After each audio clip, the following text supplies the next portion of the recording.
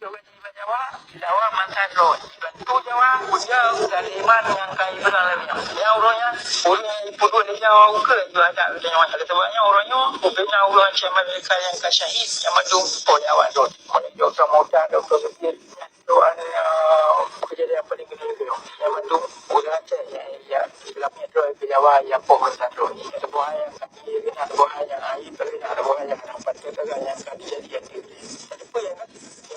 kena urus semesti yang betul ini nang lo urus macam tentang kepemuliaan pemerintah penjajah Jawa yang mana kena pendidikan saya katanya mana kena cekima yang mana kena urus macam lagi semesti perkara kepentingan nasional perkara kepentingan bangsa Aceh perkara kepentingan jemaah Aceh dalam dunia yang mana kena purno nikah ada purno urus yang ketiga ada purno urus lain yang belum tidak jawabnya anak dua yang kedua mana mua kan ni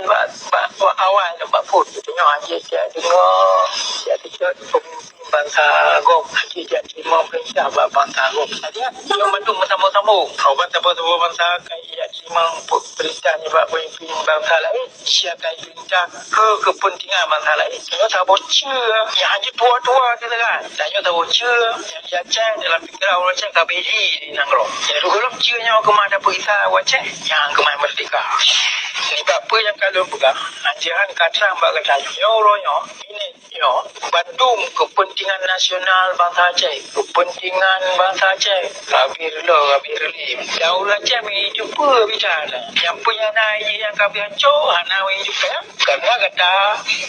zaman Aceh di negara hanai purno anak tua purno pendidikan Aceh dia purno pendidikan Jawa maksud daripada pendidikan Jawa apa yang kata jadi di Aceh ni ibu bukan yang nampak akhirnya dan mutapa keturunan tu kabir ni yo tu pembaca Aceh jadi